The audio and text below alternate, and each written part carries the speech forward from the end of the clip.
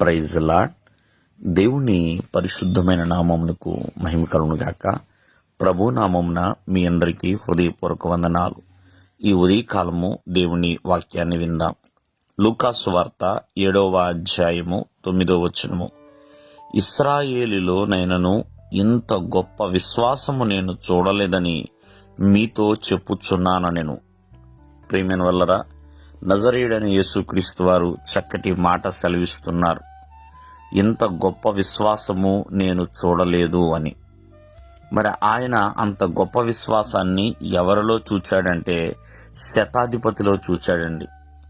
మరి ఆ యొక్క గొప్ప విశ్వాసం వలన శతాధిపతి మరి ఏ కార్యములు తను చూడగలిగాడు, చేయగలిగాడు, ఆ గొప్ప విశ్వాసం గల కారణాలు ఏంటి అని మనం జాగ్రత్తగా ఆలకిస్తే, శతాధిపతి యొక్క దాసుడు అనారోగ్యంతో ఉన్నాడు. ప్రియమైన వల్లరా, మరి తన దాసుడు స్వస్థత పొందుకోవాలి. ఆ దాసుడు ఎక్కడికి తీసుకెళ్తే స్వస్థత పొందుకుంటాడు, ఎవరు స్వస్థపరుస్తారని తను ఆలోచించి యేసుక్రీస్తు వారి దగ్గరికి వస్తాడు. యేసుక్రీస్తు వారి దగ్గరికి వచ్చి యేసుక్రీస్తు వారిని బ్రతిమలాడుకుంటాడు. ప్రియమైన వల్లరా, అంతేకాకుండా ప్రభువా, నువ్వు నా ఇంట్లోనికి వచ్చుటకు నేను పాత్రును కాను అని తనను తాను తగ్గించుకుంటాడు. ఎంతగానో లోబడి స్వభావం చూడండి. అక్కడ శతాధిపతి ప్రవర్తించిన తీరు యేసుక్రీస్తు వారికి చాలా సంతోషాన్ని, ఆశ్చర్యాన్ని కలిగిస్తుందని. అందుకనే ఇశ్రాయేలు ఎంత గొప్ప విశ్వాసము నువ్వు చూడలేదు అంటున్నాడండి.